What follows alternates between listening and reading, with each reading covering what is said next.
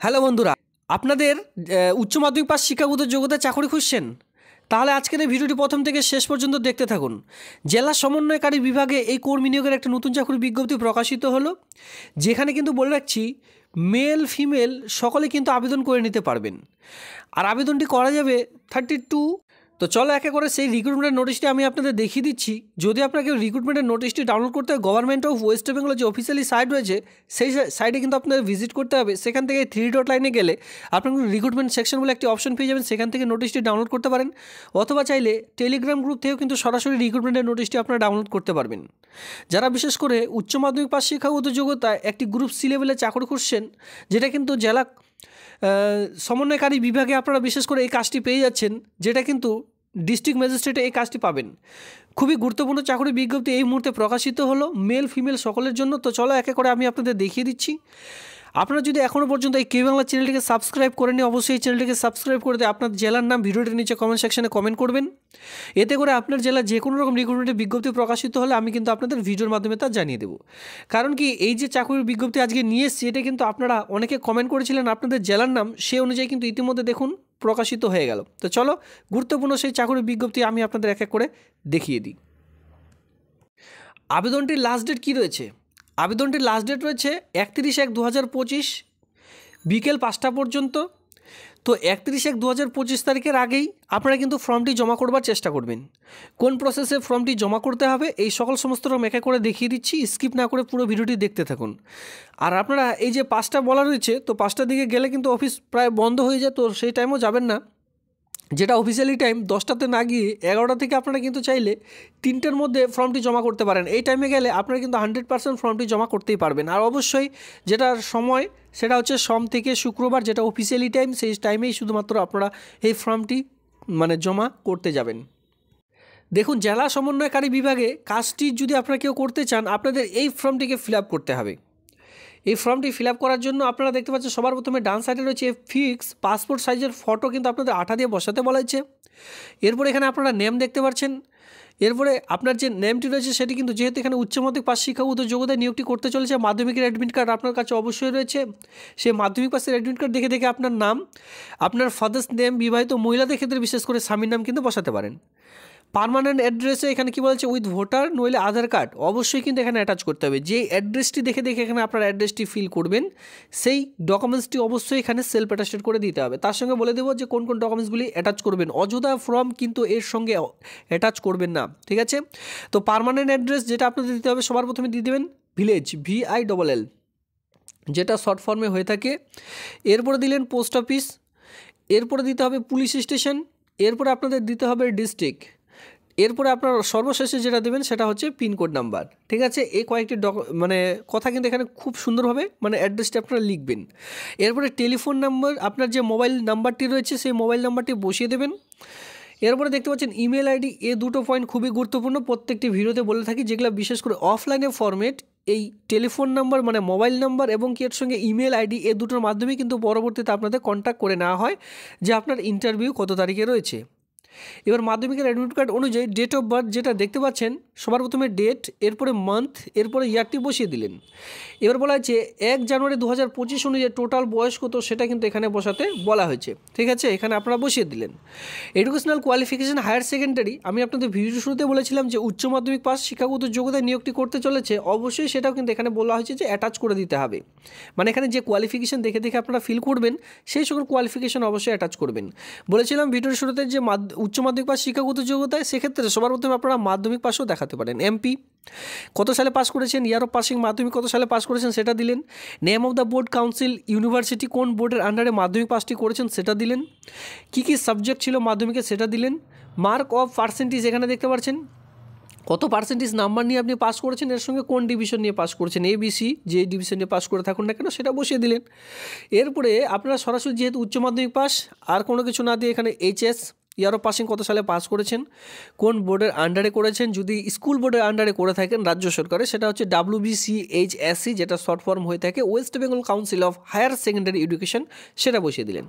এবার উচ্চ মাধ্যমিকে আপনাদের কটা সাবজেক্ট ছিল সেই সকল শর্ট ফর্মে বসিয়ে দিলেন, কত পার্সেন্টেজ মার্ক নিয়ে পাস করেছেন আর কোন ডিভিশনে আপনি পাস করেছেন। ঠিক আছে, এই কয়েকটি ডকুমেন্টস সুন্দরভাবে বসিয়ে দেন। 3টে বক্স রয়েছে, চাইলে আপনারা বিএ পাসও দিতে পারেন, আর যাদের নেই তারা এখানে এই ঘরটি একেবারে ছেড়ে দেবেন।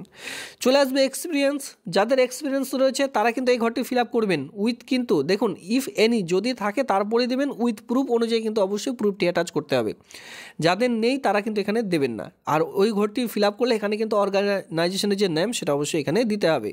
এরপরে যেটা আপনারা ফিল আপ করবেন সেটা হচ্ছে কম্পিউটার নলেজ উইথ স্কিল, আপনার কি কম্পিউটার অভিজ্ঞতা রয়েছে, যে সবার প্রথমে কোর্স, ঠিক আছে, কোর্সটি দিয়ে দিলে আপনি কোন কোর্স করেছেন, কোন বোর্ডের আন্ডারে করেছেন, বোর্ডের নামটি এখানে দিয়ে দিলেন। ঠিক আছে, এরপর আপনি কত সালে পাস করেছেন আর আপনার যে পার্সেন্টেজ সেটা কী রয়েছে এখানে আপনারা দিয়ে দিলেন, 6 মান্থ নাকি 1 ইয়ার সেটা কিন্তু অবশ্যই এখানে অ্যাটাচ করে দিতে হবে। ঠিক আছে, যেহেতু এত অনেকটা জায়গা রয়েছে সেক্ষেত্রে আপনারা বোর্ডের নাম, কত পার্সেন্টেজ, কোন সালে পাস করেছেন এক এক করে কিন্তু ভরে দেবেন। এরপরে নিচে চলে আসবেন, এখানে ডেট, যেদিন ফর্মটি জমা করবেন ডেট, আপনার জায়গার নাম, প্লেস, আপনার নেম, আপনার নামটি খুব সুন্দরভাবে লিখবেন। এরপরে যেভাবে সিগনেচার করছেন নিচে কিন্তু একটি সিগনেচার। এই ফর্মটির সঙ্গে কী কী ডকুমেন্টস জমা করবেন এখানে বলা হচ্ছে ইনকারেক্ট যদি হিসাবে আপনারা ফিল করে থাকেন, ভুলভাল তথ্য দিয়ে থাকেন, পুরোপুরি রিজেক্ট করে দেওয়া হবে। তো সেক্ষেত্রে এই ফর্মটির সঙ্গে আপনাদের সবার প্রথমে 1 নম্বর হচ্ছে অ্যাডমিট, আর এই ফর্মটি তো রয়েছে ফার্স্ট, তারপরে দেবেন মাধ্যমিকের অ্যাডমিট, মাধ্যমিকের মার্কশিট দিয়ে দিলেন, কাস্ট সার্টিফিকেট থাকলে কাস্ট সার্টিফিকেট দেবেন। এরপরে আপনাদের যে কোয়ালিফিকেশন রয়েছে মাধ্যমিক, উচ্চ মাধ্যমিক যতদূর কোয়ালিফিকেশন রয়েছে সেটা অ্যাটাচ করলেন। এরপরে কম্পিউটার নলেজ অ্যাটাচ করলেন, এক্সপিরিয়েন্স যদি থেকে থাকে এক্সপিরিয়েন্স সার্টিফিকেট অ্যাটাচ করলেন। প্রত্যেকটিতে নিচে কিন্তু সেলফ অ্যাটাস্টেড করবেন, করে তারপর একটি খামের মধ্যে ভরে তারপরে ফর্মটি জমা করবেন। এর সঙ্গে অ্যাড্রেস প্রুফ, যেটা অবশ্যই ছেড়ে দিলাম, অ্যাড্রেস প্রুফ হিসাবে আধার কার্ড নইলে ভোটার কার্ড, যে কোনো একটি ডকুমেন্টস খুব সুন্দর করে এর সঙ্গে দিয়ে দিলে। আর খামটির উপরে অবশ্যই লিখতে হবে application for the post of, আপনি কোন পোস্টের জন্য সে আবেদনটি করছেন সেই কথাটি অবশ্যই লিখতে হবে। ঠিক আছে, এই হচ্ছে অ্যাপ্লিকেশন ফরম্যাটের ধরন। এবার চলো সরাসরি পোস্টের মধ্যে যাওয়া যাক। তো এখানে আপনারা দেখতে পারবেন রিমিউনেশন, এই কাজটির জন্য আপনাদের মূলধন কী দেওয়া হবে, প্রতি মাসে যে বেতন দেওয়া হবে সেটা কী দেওয়া হবে। এখানে দেখুন, এখানে বেতনের কথা উল্লেখ করতে হলে 16,500 টাকা পার মান্থ যে স্যালারি সেটা কিন্তু এখানে দেওয়া হচ্ছে।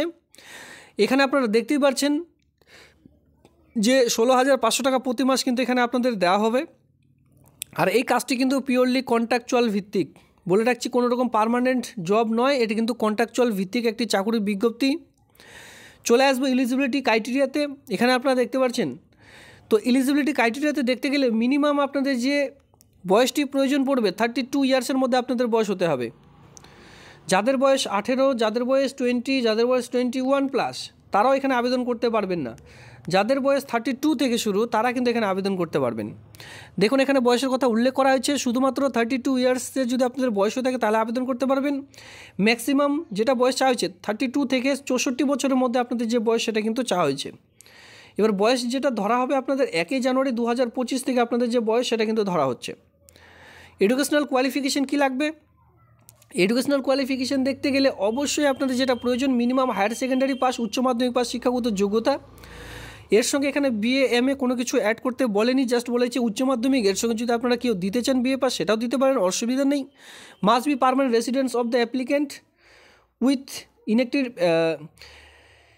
Knowledge about the district. এখানে যেটা বলা হয়েছে মানে যে আপনাদের আপনাদের যে রেসিডেন্স, যে ডিস্ট্রিক্টে এটি নিয়োগ করতে চলেছে সেই ডিস্ট্রিক্টের যে ভাষা, সেই ডিস্ট্রিক্টের ভাষাটি আপনাদের অবশ্যই জানতে হবে, সেই জেলার মানে লিখতে পড়তে এবং বলতে জানতে হবে, নলেজ থাকতে হবে। এর সঙ্গে সেই ডিস্ট্রিক্টের স্থানীয় বাসিন্দা হতে হবে, রেসিডেন্স হতে হবে। এটি কোন জেলায় প্রকাশিত হচ্ছে, এটি প্রকাশিত হচ্ছে কালিম্পং ডিস্ট্রিক্ট, যেটা কিন্তু আপনারা দেখতে পাচ্ছেন কালিম্পং ডিস্ট্রিক্টের স্থানীয় বাসিন্দা হতে হবে, তারপরে কিন্তু আবেদনটি করা যাবে। আর পিওরলি টেম্পোরারি ভিত্তিক হিসাবে এই নিয়োগটি করতে চলেছে। যদি কেউ ইন্টারেস্টেড প্রার্থীরা থেকে থাকেন, সেই জেলায় কিন্তু অনেকে কমেন্ট করেছিলেন কালিম্পং ডিস্ট্রিক্টের ভিডিও নিয়ে আসার জন্য। আপনার জেলায় এই চাকরির বিজ্ঞপ্তি 2 দিন আগে প্রকাশিত হয়েছে, আপনারা কিন্তু চাইলে আবেদন করে দিতে পারেন। যেখানে ক্লাস 5 এক্সপিরিয়েন্স কিন্তু অবশ্যই প্রয়োজন পড়বে, কমপক্ষে 5 বছর, যে কোনো সোশ্যাল অথবা এখানে বলা হয়েছে যে গভর্নমেন্ট সেক্টর হোক, নন গভর্নমেন্ট সেক্টর বা এডুকেশনাল ডিপার্টমেন্টে যদি আপনারা কেউ কাজ করে থাকেন তাহলে আবেদনটি করা যাবে। অবশ্যই গুড স্কিল আপনাদের কিন্তু থাকতে বলা হয়েছে এই কাজটির জন্য। নলেজ ইন বিহেভিয়ার মানে খুব ভালো, এক কথায় স্ট্যান্ডার্ডলি গুড, এই সকল আপনাদের জাস্ট এখানে থাকতে বলা হয়েছে। বিহেভিয়ার যাতে করে ভালো হয় এই সকল আপনাদের এখানে জাস্ট চাওয়া হয়েছে। সেটা আপনাদের ইন্টারভিউর সময় কাজে লাগবে। ঠিক আছে, এখানে যে সকল পয়েন্টগুলি উল্লেখ করা হয়েছে। এর সঙ্গে জব রিকোয়ারমেন্ট কী ধরনের আপনাদের কাজগুলি করতে হবে এই সকল সমস্ত আমি কিন্তু এখানে বলে দেওয়া হয়েছে। অবশ্যই আপনারা নোটিশটি ডাউনলোড করে একে করে দেখে নেবেন। ইন্টারেস্টেড প্রার্থীরা যে অ্যাড্রেস মানে ঠিকানায় ফর্মটি জমা করবেন এই ঠিকানায় কিন্তু আপনাদের ফর্মটি জমা করতে হবে। ইনকমপ্লিট অ্যাপ্লিকেশন ফটো, ইনকমপ্লিট যে অ্যাপ্লিকেশন যে সকল ডকুমেন্টস ফটোকপি বলতে যে সকল ডকুমেন্টসগুলি চাওয়া হচ্ছে সেই সকল যদি না দিয়ে থাকেন, ফর্মটি সঠিকভাবে ফিল আপ না করে থাকেন, পুরোপুরি রিজেক্ট করে দেওয়া হবে। এ হচ্ছে আজকের এই ভিডিওটি ভালো লাগলে ভিডিওতে লাইক করবেন। এমনই নিত্য নতুন ভিডিও সবার আগে দেখবার জন্য চ্যানেলটিকে সাবস্ক্রাইব করে দিয়ে সঙ্গে থাকবেন। ধন্যবাদ।